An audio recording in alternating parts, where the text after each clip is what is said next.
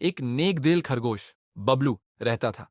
वह हमेशा दूसरों की मदद करता और जंगल के सभी जानवर उससे बहुत प्यार करते थे। एक दिन जंगल में एक छोटा सा हिरण मनु रास्ता भटक गया। डर के मारे वह एक पेड़ के पीछे छिप गया।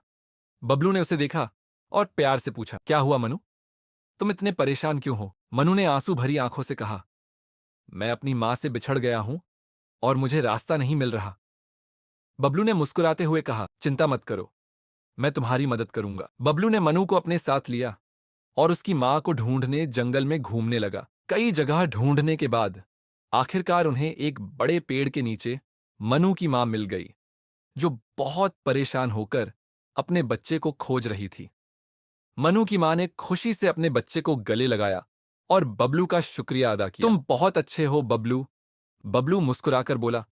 दोस्तों की मदद करना सबसे बड़ी नेकी है।